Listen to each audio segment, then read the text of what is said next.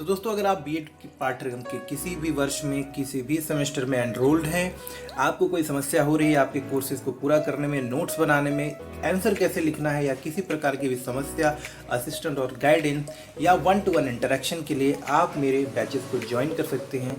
Batches join करने का simple और सरल तरीका है, आप मुझे व्हाट्सएप कर सकते हैं इस नंबर पे with your name and your year. आप किस सेमेस्टर में है इतना बताएं और बस लिखें I want to join premium courses. मैं आपको अपने प्रीमियम बैच में ज्वाइन कर दूंगा। नमस्कार दोस्तों, और स्वागत है आपका आपके अपने ही YouTube चैनल बीएड एग्जाम पर। और उम्मीद करता हूं दोस्तों कि आप सब बहुत ही अच्छे होंगे और आप सब अपने अपने एग्जाम्स के बाद जो है अपने अपने आगे आने वाले भविष्य की तैयारियां भी कर रहे होंगे। तो दोस्तों, अगर आप में से भी कुछ लोग जो है अपने रिजल्ट को लेकर चिंतित हैं या इनको ये लग रहा है कि हमारा रिजल्ट कब तक आएगा, तो मैं आप सबको इस बात का आश्वासन देना चाहूंगा। अब आश्वासन तो नहीं दे सकता, जस्ट मैं अपना पॉइंट आप लोग के सामने रख रहा हूँ कि जो आपके रिजल्ट्स हैं एक्चुअली दोस्तों, ये बहुत ही जल्द आपके अभी आउट होने वाले हैं, क्योंकि जो कॉपियों का मूल्यांकन था वो मई के महीने में निर्धारित है।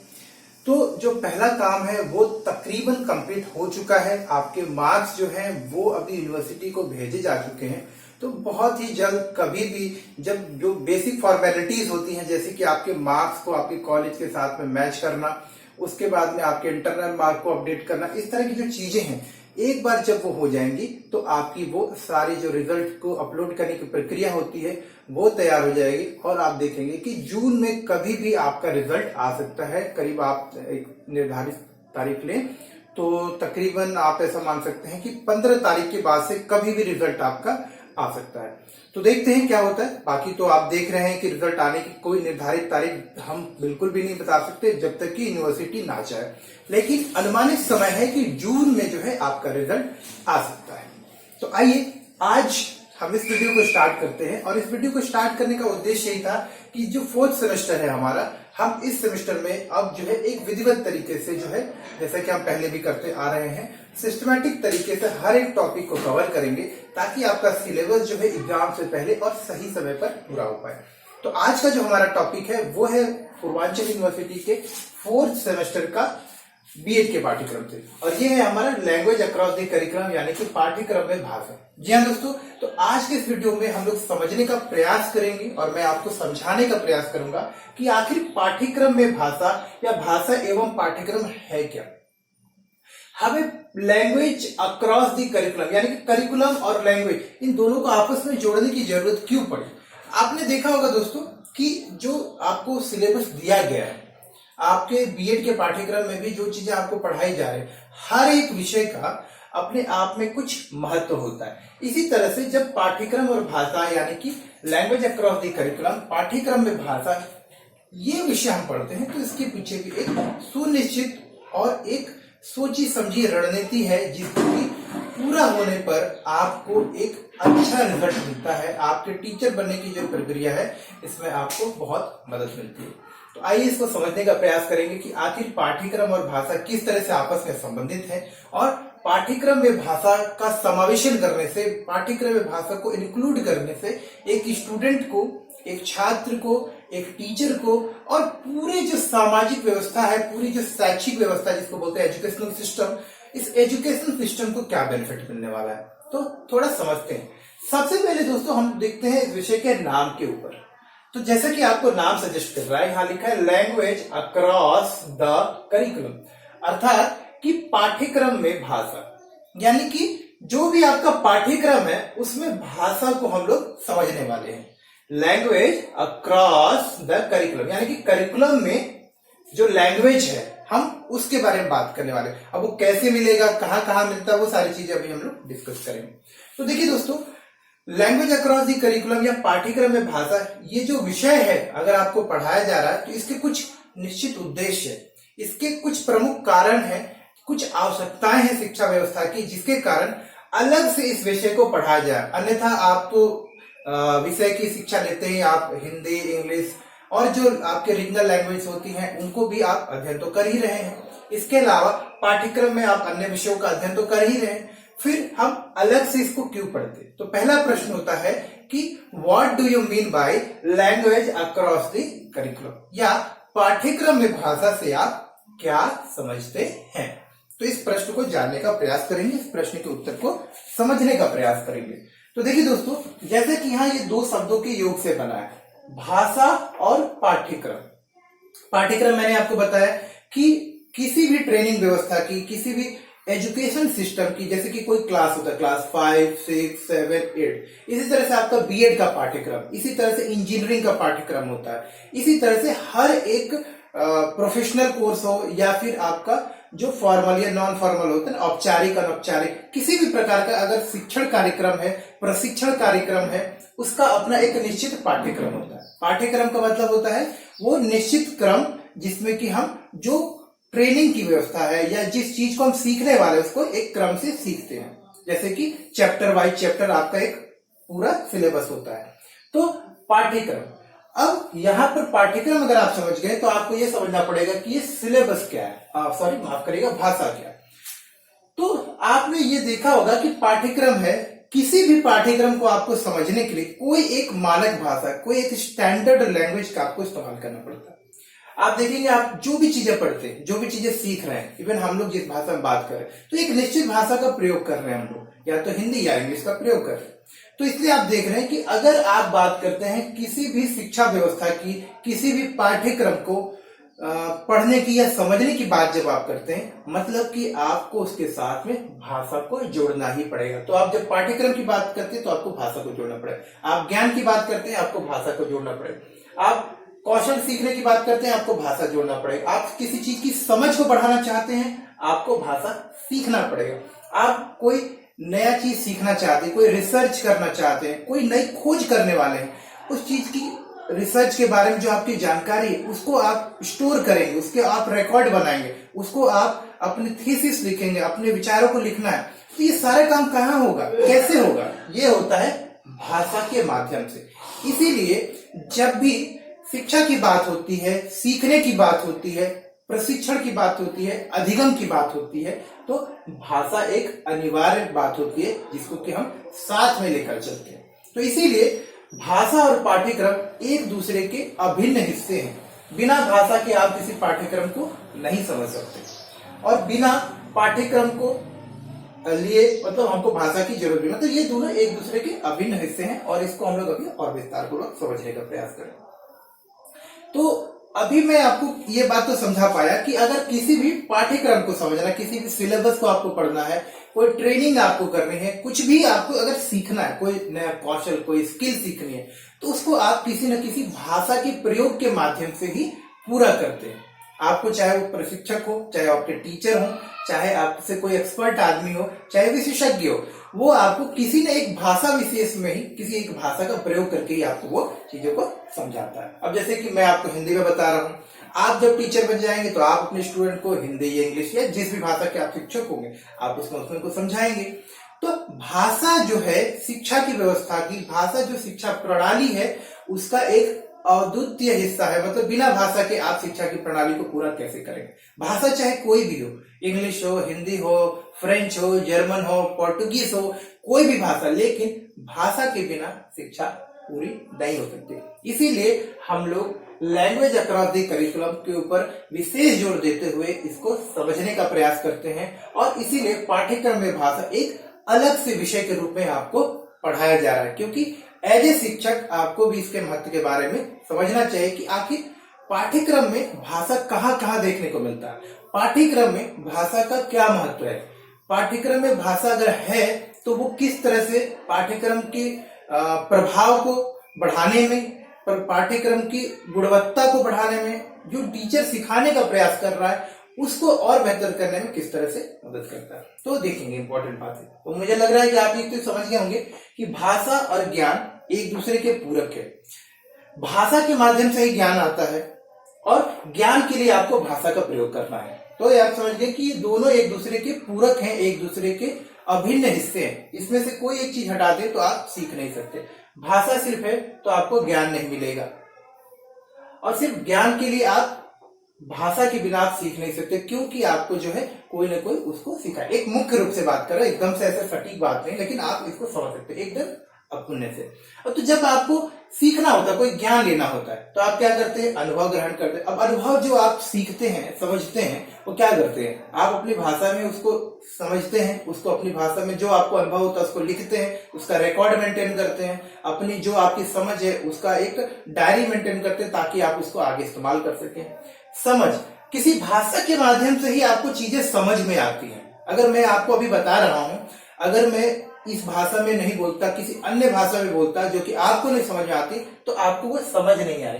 तो ये है, ज्ञान के लिए आपको भाषा चाहिए और भाषा की मदद से ही आपकी समझ बढ़ती है। इसके बाद कौशल, आपको कुछ सीखना है, आपको कोई नई चीज सीखनी है, आपको कोई नया गुण सीखना है या नया कोई कोर्स करना है, आपको कुछ नई चीजें आपको समझ में आनी है या आपको नया कुछ प्रशिक्षण देना है, वो भी भाषा के माध्यम से वो कौशल आप सीखोगे। तो आप देख रहे हो कि जब भी बात करते हैं ज्ञान अर्जन की, लर्निंग की, नॉलेज को गेन करने की, मतलब हमें भाषा का अध्ययन करना पड़ेगा, भाषा के माध्यम से ही हम इन चीजों को हासिल कर सकते हैं।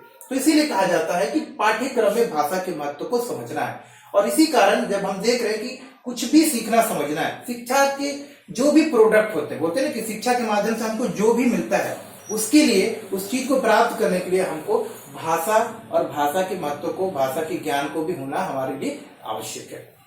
अमित करता हूं समझ पाए। तर्क भी जब आप करते हैं तो भी क्या करते हैं आप लोग, अपनी एक भाषा में ही करते हैं। आपने कभी सोचा, आप जब चुपचाप भी सोचते हैं तो आप जिस भाषा को बोलते हैं आप उसी भाषा में उस चीज को सोच भी रहे होते हैं। तो यहां तक कि मूक भाषा, बोलते हैं कि साइलेंट, जब आप होकर भी किसी चीज के बारे में थॉट प्रोसेस कर रहे हो, तो सोच रहे होते, तब भी आप एक लैंग्वेज का इस्तेमाल करते हैं। तो भाषा इस तरह से आपके सीखने समझने की और आपके पूरे जीवन को, आपके पूरे एजुकेशन सिस्टम को, पूरे पर्सनल लाइफ को, पूरे सोशल लाइफ को प्रभावित करती है। तो इसीलिए, क्योंकि भाषा हमारे जीवन के हर एक हिस्से में, चाहे वो हमारा व्यक्तिगत जीवन, चाहे हमारा सामाजिक जीवन हो, चाहे हमारा प्रोफेशनल लाइफ हो, चाहे हमारा आप बोल सकते प्रोफेशनल मतलब आर्थिक जीवन हो, चाहे हमारा छात्र जीवन हो, आप बिना भाषा के अपने जीवन को संचालित कर ही नहीं सकते। क्योंकि हम सब सामाजिक प्राणी हैं, हमको अपनी भावनाओं का आदान प्रदान करना है। तो भावनाओं के आदान प्रदान के लिए, समाज होने के कारण, समाज की आवश्यकताओं को पूरा करने के लिए और समाज से कुछ लेने के लिए हमको भाषा की आवश्यकता होती है। हम अकेले तो है नहीं, तो जैसे ही एक से दो आदमी होते हैं, वो अपनी बातों को शेयर करना चाहते हैं, तो उनको एक माध्यम चाहिए, और वो माध्यम क्या होता है, भाषा। तो इस तरह से आप समझ रहे हैं कि बिना भाषा के आपके जीवन में कोई भी ज्ञान, कोई भी तर्क आप नहीं कर सकते, कोई चीज सीख नहीं सकते, किसी प्रकार की आपको समझ नहीं हो पाएगी। और दूसरा, आप जो अनुभव करेंगे उसको भी आप सही तरीके से दूसरे को व्यक्त नहीं कर सकते। तो ये है, मतलब आपके भाषा के महत्व को समझने की जरूरत, यह है भाषा का हमारे जीवन पे प्रभाव। आइए अब कुछ महत्वपूर्ण बातें देख लेते हैं जो आपको इस विषय को समझने में थोड़ी और मदद करेगी। देखिए दोस्तों, आमतौर पे लोगों की ये धारणा होती है कि जब हम भाषा का अध्ययन अलग से किसी क्लास में कर रहे हैं, अलग विषय के रूप में उसको पढ़ रहे हैं, जैसे कि आपके स्कूल में आपको हिंदी, इंग्लिश, आजकल तो फॉरेन लैंग्वेज में चाइनीज, फ्रेंच, जर्मन, जापानीज, इस तरह की बहुत सारी भाषाएं भी सिखाई जा रही। तो आपके दिमाग में यही पहला प्रश्न आएगा कि जब इस विषय को मैं अलग से सीख रहा हूं, तो फिर इसको इतना और जोर देकर सीखने की क्या जरूरत है। इसके महत्व को तो मैं समझता हूं, तो आपको यहाँ पे समझने की जरूरत है कि जब हम अपने किसी भी मूल भाषा, इसके महत्व को समझते हैं,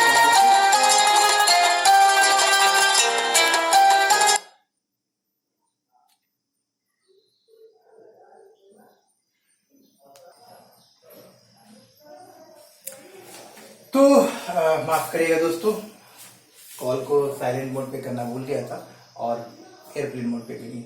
तो दोस्तों यहाँ पे जैसा कि आप देख रहे हैं, तो हमने आपको बताया कि किस प्रकार से बिना भाषा के आप कोई चीज सीख नहीं सकते। तो भाषा हमारे ज्ञान के लिए महत्वपूर्ण है, और क्योंकि कुछ भी सीखना है तो उसके लिए हमको भाषा की आवश्यकता होती है। इसीलिए एक विषय विशेष के रूप में जो है पाठ्यक्रम में भाषा को हम पढ़ते हैं। अब आइए देखते हैं कि अगर हम लोग पाठ्यक्रम में भाषा को पढ़ते हैं तो क्या होगा। तो जैसा कि मैं आपको बता रहा था कि एक आम धारणा ये होती है कि हम जब भाषा को पढ़ रहे हैं तो इसके ऊपर इतना विशेष जोर देने की जरूरत क्या है। भाषा अध्ययन को लेकर हमारे दिमाग में ये विचार होता है कि भाषा अध्ययन मतलब कि सिर्फ हिंदी की क्लास में ही होता है, इंग्लिश का अध्ययन मतलब कि सिर्फ इंग्लिश की क्लास में ही होता है। हमारे दिमाग में होता है कि भाषा के अध्ययन मतलब सिर्फ भाषा की क्लास तक ही सीमित है। लेकिन इस धारणा को हमको थोड़ा सा बदलना है और इसको थोड़ा व्यापक रूप से, थोड़ा ब्रॉड रूप में समझना। पहली बात, जब हम भाषा को, जिस भाषा में हम लोग बातचीत कर रहे हैं या जिस भाषा में हम लोग शिक्षा ग्रहण कर रहे हैं, उसको जब और बेहतर करते हैं, जब हम भाषा के महत्व को समझते हैं, भाषा को और ज्यादा बेहतर तरीके से सीखते हैं, भाषा के व्याकरण को, भाषा के सही प्रयोग को जब हम लोग सीखते हैं, तो उससे क्या होता है कि हमारे जो दूसरे विषय भी है, जैसे कि गणित, हिंदी, सामाजिक विज्ञान या अन्य कुछ भी काम जो आप कर रहे होते हैं, उन सभी विषयों का ज्ञान आपका और ज्यादा बढ़ता है। अब आपको मैं एक उदाहरण दे रहा हूं। मान के चलिए आप एक ऐसी भाषा, जैसे आप इंग्लिश में आपका कोई क्वेश्चन होता है, और मान के चलो आप हिंदी भाषा, जैसे कि मैं हिंदी भाषा से पढ़ा हुआ हूं, तो जब मुझे पहली बार इंग्लिश में क्वेश्चन मिले तो मुझे थोड़ी कठिनाई हुई, मैं थोड़ा सा समझ नहीं पाया। कारण क्या था कि मुझे इंग्लिश भाषा का ज्ञान उस समय ठीक ठाक नहीं था। तो कारण क्या हुआ कि मैं उन चीजों को ठीक से समझ भी नहीं पाता था, और जब मैं समझूंगा नहीं, जब मुझे ज्ञान नहीं होगा, मुझे समझ नहीं होगी, तो मैं तर्क नहीं कर पाता था उसके ऊपर, मतलब विचार नहीं कर पाता था। और जब मैं विचार नहीं कर पाता था तो उस चीज को ना तो समझ पाता था, ना ही उसका सही उत्तर दे पाता था। तो मैंने आपको बताया कि जब भाषा का आपको ज्ञान होगा, लेकिन जब जैसे धीरे धीरे मेरी अंग्रेजी की जो जानकारी है वो बढ़ी, मैं इंग्लिश भाषा में थोड़ा सा ठीक हुआ, तो उससे फिर मैं उस विषय को अच्छे तरीके से समझने लगा। यानी कि जब उस भाषा में आपको वो चीजें, कोई भी चीज पढ़ाई जाए, अब आप देखिए इंग्लिश सब्जेक्ट तो अलग था, लेकिन जब इंग्लिश में मुझे मैथ्स पढ़ाया गया, साइंस पढ़ाया गया, आपको फिजिकल एजुकेशन पढ़ाया गया या कोई भी और विषय पढ़ाया गया, तो शुरुआत में मुझे समझ नहीं आती थी। कारण क्योंकि मुझे इंग्लिश भाषा का ज्ञान नहीं था या कम था। लेकिन जब धीरे धीरे मुझे इंग्लिश भाषा का ज्ञान होने लगा, इंग्लिश भाषा को मैं समझने लगा, तो हुआ क्या इससे कि मेरी जो समझ है वो बढ़ने लगी। किसमें? मेरी अन्य विषयों में भी। तो आपने देखा कि एक भाषा का ज्ञान, यानी कि भाषा का जो ज्ञान है, हमारे दूसरे भाषा की समझ को भी बढ़ाता है। तो ये मैंने बताया कि जितना ज्यादा आप जो है एक भाषा को करेंगे, इस तरह भी हम लोग लिख सकते हैं कि भाषा जो है, अगर आप लोग विज्ञान के स्टूडेंट हैं तो इसको समझिए कि डायरेक्टली प्रोपोर्शनल टू समझ। जितना ज्यादा भाषा के ऊपर आपका कंट्रोल होगा, जितना ज्यादा आप एक भाषा में अपनी महारत हासिल कर, भाषा को बेहतर तरीके से समझोगे, उतनी ज्यादा आपकी अन्य विषयों की जो समझ है वो भी प्रभावित होगी, सकारात्मक मतलब, और अन्य विषयों की भी आपकी जो समझ होगी वो बढ़ेगी। दूसरा, सभी विषयों के ज्ञान के साथ साथ भाषा का भी ज्ञान बढ़ता है। तो मैंने आपको बताया यहाँ पे कि ज्ञान और समझ जो है आपस में एक दूसरे से डायरेक्टली प्रोपोर्शनल, समानुपाती है। समानुपाती का मतलब कि जितना ये बढ़ेगा उतना ये बढ़ेगा। मतलब कि जब सभी विषयों के ज्ञान, यानी कि अन्य विषयों में अगर हमारा ज्ञान बढ़ रहा है, तो हमारी शिक्षा व्यवस्था में कुछ इस तरह से संरचना की गई है कि अगर अन्य विषय को समझ रहे, इसका मतलब कि कहीं ना कहीं हमारा भाषा का ज्ञान भी बढ़ रहा है। आप अगर इस चीज को समझ पा रहे हैं तो आप इसको अपनी परीक्षा में जरूर इस्तेमाल करिएगा कि भाषा और विषयों का ज्ञान आपस में समानुपाती है, डायरेक्टली प्रोपोर्शनल है। तो जितना ज्यादा आप भाषा के ऊपर अपना कंट्रोल करेंगे, जितना ज्यादा भाषा को समझेंगे, उतनी ज्यादा आपकी अन्य भाषाओं की समझ भी बढ़ेगी। तो मैंने आपको बताया था कि भाषा में जितनी ज्यादा आपकी समझ बढ़ेगी, आपके विषय का ज्ञान बढ़ेगा। जितना ज्यादा आपके अन्य विषयों का ज्ञान बढ़ेगा, उतना ही आपके भाषा के प्रति आपका लगाव बढ़ेगा। भाषा का, जिसमें आप चीजों को सीख रहे हैं, जिस भाषा में आप पढ़ रहे हैं, उसका भी आपको ज्ञान बढ़ेगा। कारण कि अन्य विषयों के माध्यम से भी तो आप भाषा का ही प्रयोग कर रहे हैं ना, तो आपकी भाषा की प्रैक्टिस बढ़ रही है। आप भाषा के व्याकरण से बार बार परिचित हो रहे हैं, अन्य विषयों के माध्यम से भी। आप हिंदी की क्लास में तो हिंदी के व्याकरण के बारे में पढ़ते हैं, हिंदी शब्द का इस्तेमाल करते हैं। इंग्लिश की क्लास में इंग्लिश के शब्दों का और व्याकरण का इस्तेमाल तो करते हैं, लेकिन मैथ की क्लास में भी आप इंग्लिश का या हिंदी का इस्तेमाल करें, जिस भी भाषा में आपकी पढ़ाई होती है। आप विज्ञान की क्लास में भी एक भाषा का प्रयोग करेंगे, तो उससे भी भाषा आपकी क्या होगी?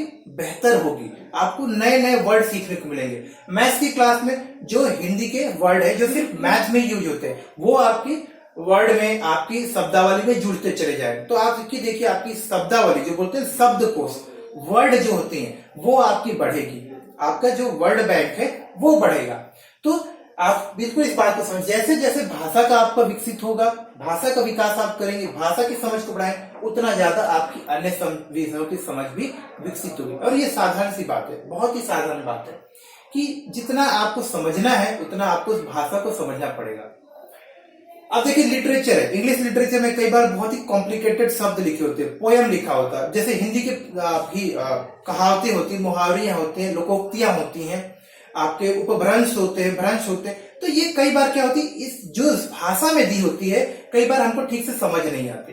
कारण क्या है, क्योंकि हम उस भाषा से परिचित नहीं। लेकिन जब हम उसी भाषा को और बेहतर तरीके से सीखते हैं तो हम उन लोकोक्तियों की, उन मुहावरों के, उन दोहों का अर्थ भी समझने लगते हैं। या फिर ऐसा कहें कि जब हम उन्हीं दोहों को, उन्हीं लोकोक्तियों को, उन्हीं भाषा के दिए हुए जो भी अन्य चीजें हैं, पढ़ने की चीजें, उनको जब ज्यादा से ज्यादा पढ़ते हैं तो हम उस भाषा से भी परिचित होते हैं। उदाहरण के लिए जैसे कि कबीरदास के दोहे हैं, रहीम के दोहे हैं, ये उनकी क्षेत्रीय भाषाओं में। तो आमतौर पे जब आप पढ़ेंगे उनको तो आपको कई बार कुछ चीजों के महत्व समझ में आएंगे, कुछ चीज के अर्थ समझ में आएंगे, कुछ नहीं। लेकिन जब आप बार बार उनको पढ़ने लगेंगे, आप उन मुहावरों को, उन दोहों को, उन लोकोक्तियों को पढ़ने लगेंगे तो आप देखेंगे कि उनको बार बार पढ़ने से आपकी शब्द की कोश में विकास हुआ, आपके वर्ड बैंक में बढ़ोतरी हुई है, और जिसकी वजह से आपका जो है समझ, यानी कि आपकी जो समझ है वो बढ़ रही है। तो आप ऐसे सब, या तो आपकी समझ बढ़ेगी, यानी कि आप ज्यादा ज्यादा जब उस विषय का अध्ययन करेंगे तो भी आपकी भाषा का विकास होगा। या फिर अगर मैं, जिसमें रहीमदास बात करते हैं, जिसमें कबीरदास बात करते हैं, जिसमें दादू दयाल बात करते हैं, या फिर जिसमें आपके इंग्लिश लिटरेचर के जो पोयम लिखने वाले लोग हैं, जिसमें वो बात करते हैं, अगर उस भाषा को हम बेहतर तरीके से समझे तो उन्होंने अपने कविताओं के माध्यम से, कहानियों के माध्यम से, दोहों के माध्यम से जो बात कही उसको बेहतर तरीके से समझ पाएंगे। तो ये फायदा होता है हमारे भाषा को अच्छी तरीके से समझने से। या फिर अन्य भाषाओं को अगर हम लोग जितना बेहतर, अन्य विषयों को जितना ज्यादा गहराई से समझेंगे उतना हमारी भाषा भी मजबूत होगी। तो ये दोनों परस्पर जो है आपस में एक दूसरे से जुड़े हुए हैं। उम्मीद कर रहा हूं मैं अपनी बातों को समझा पा रहा हूं। दूसरा, भाषा एवं अधिगम के परस्पर संबंध को भी हम समझ पाएंगे। तो जैसा कि अभी तक मैंने आपको बता ही दिया कि भाषा और जो अधिगम है, जो सीखने की बात करते हैं हम लोग, जितनी ज्यादा आपकी भाषा के ऊपर पकड़ होगी, जितनी ज्यादा आपकी भाषा के ऊपर आपका कंट्रोल होगा, उतना ज्यादा आप बेहतर तरीके से चीजों को सीख सकते हो। तो हमारा भाषा और अधिगम भी आपस में जुड़े हुए हैं। समझ गए होंगे आप। तो तीसरा, बहुभाषा मातृभाषा के महत्व को। अब आप जितना ज्यादा विषयों के ऊपर अध्ययन करेंगे, जितना ज्यादा भाषा के ज्ञान को बढ़ाएंगे, तो आप देखेंगे कि आपकी भाषा का ज्ञान भी जो है सीमित रहना रह के और बढ़ गया। आप जब एक भाषा को सीखने में निपुण हो जाते हैं तो आप दूसरी भाषा को भी सीखने में धीरे धीरे कुशल होने लगते हैं। उदाहरण के लिए, जैसे आरंभ में तो हम लोग सब हिंदी बोलने वाले हैं, तो जब हिंदी में कंटेंट हम लोग सीखने लगते हैं, उसमें हमारा कॉन्फिडेंस हो जाता है, हमारी पकड़ अच्छी होती है, उसमें हम दूसरे किसी भी विषय को अच्छे से समझने लगते हैं। तो धीरे धीरे जब हम इंग्लिश में भी पढ़ना शुरू करते हैं या किसी और भाषा में पढ़ने लगते हैं, तो धीरे धीरे ही सही, लेकिन हमारे उस विषय के ऊपर भी हमारी समझ, हमारी जानकारी और हमारी पकड़ जो है मजबूत होती है। तो ये फायदा होता है हमें भाषा को सीखने से, भाषा के ज्ञान को बढ़ाने से। तो जितना ज्यादा आप भाषा को सीखेंगे उतना ज्यादा जो है आपकी अन्य भाषाओं की समझने की शैली, समझने की प्रक्रिया और ज्यादा अच्छी और विकसित होगी। तो आपने देखा होगा कि एक साथ जब एक भाषा को आदमी सीख लेता तो धीरे धीरे दूसरी भाषा भी सीख लेता, तीसरी भाषा भी और चौथी भाषा भी। तो एक बार जब आप एक भाषा को सीखने का सही तरीका सीख लेते हैं तो आप अन्य भाषाओं को भी अच्छे से सीख लेते हैं। तो बहुभाषा मातृभाषा के महत्व को समझने में मदद करेगा। तो आप जब पाठ्यक्रम में भाषा को पढ़ते हैं तो आप इन सारी चीजों को भी समझते हैं। उसके बाद सही सटीक व्याकरण के ज्ञान का भी हमको आभास हो जाता है। तो देखिए दोस्तों, यहाँ पर क्या होगा कि जब आप जो है यहाँ पर पढ़ना शुरू करते हैं, आप भाषा का ज्ञान लेना शुरू करते हैं, तो आपको सही व्याकरण, सही शब्द, सटीक शब्द, कहाँ पर कौन सा शब्द आपको प्रयोग करना है, कहाँ पर कौन से शब्द का प्रयोग होगा, व्याकरण के अनुसार क्या शब्द सही है, वर्ड की स्पेलिंग क्या सही, शब्द की सही परिभाषा क्या है, सही आप बोलते हैं ना कि सही स्पेलिंग क्या है, वो सारी चीजें जो है आप धीरे धीरे आपकी बेहतर होती चली जाएंगी। जिससे क्या होगा कि आपकी जो भाषा की समझ, यानी कि दूसरे भाषा की समझ है, वो भी आपकी अफेक्टेड होगी, प्रभावित होगी। दूसरा सबसे इंपॉर्टेंट बात, और 2 पॉइंट और इसमें ऐड करना चाहूंगा कि भाषा के अध्ययन से, पाठ्यक्रम में भाषा को लाने का सबसे प्रमुख कारण यह है कि वर्तमान में जो चीजें आपकी बदल रही हैं, शिक्षा के क्षेत्र में जो आवश्यक बदलाव हुए हैं अभी, जो कि जरूरत भी है किसी देश के, किसी राष्ट्र के और व्यक्ति के विकास के लिए, उसको पाठ्यक्रम में आवश्यक बदलाव के माध्यम से किया जा सकता है। और इस चीज को कार्यान्वित करने के लिए, मतलब कि सही तरीके से अप्लाई करने में हमें भाषा ही मदद करेगी। अब देखिए, जब कोई नई चीज आती है तो अचानक से उसको सीख नहीं सकते, लेकिन जब एक उस भाषा में सीखने में आपको मिले जिसको आप परिचित हैं, तो आप अगर कोई नई चीज भी होगी तो आप उसको ठीक से सीख सकते हैं। तो वर्तमान में जैसे कि समय के साथ में आपका सिलेबस अपडेट हुआ, सिलेबस को आपके समय के अनुसार चेंज किया जाता है, तो वर्तमान आवश्यकता के अनुसार बदलाव और संशोधन करने में भी आपको मदद मिलती है। तो भाषा और पाठ्यक्रम एक दूसरे के पूरक है। अगर पाठ्यक्रम में बदलाव होगा तो जिस भाषा में हम लोग चीजों को सीख रहे हैं, उस भाषा के माध्यम से हम सरलता पूर्वक जो बदलाव हुए, जो नई चीजें आपको सिखाई जानी है, उनको हम अच्छे से सीख सकते हैं। तो ये फायदा हुआ है। दूसरा और महत्वपूर्ण बात है दोस्तों कि मात्र हम भाषा की क्लास में चीजों को नहीं सीखते, जैसा कि मैंने आपको बताया, हम विषय का ज्ञान अन्य सब्जेक्ट्स के माध्यम से भी, अन्य विषयों के माध्यम से भी सीखते हैं। तो उम्मीद करता हूं कि ये जो पॉइंट्स मैं आपको बताने का प्रयास कर रहा था वो आप यहाँ पर समझ गए। अगर ये चीजें आपको अच्छी लग रही हो दोस्तों तो लाइक जरूर कर दीजिएगा, और अगर कंटेंट अच्छा लगता हो तो चैनल को सब्सक्राइब करिए। इसी तरह की उपयोगी और यूजफुल कंटेंट में लगातार आप लोग के लेकर आता रहता हूं। तो अगर कंटेंट अच्छा लगे तो लाइक करिएगा, कमेंट करिएगा, और चैनल के साथ तो आप जुड़ते ही हैं तो जुड़ जाइएगा। नोटिफिकेशन बेल को प्रेस करना बिल्कुल भी ना भूलें। तो मिलते हैं अगले वीडियो में, तब तक के लिए नमस्कार और धन्यवाद।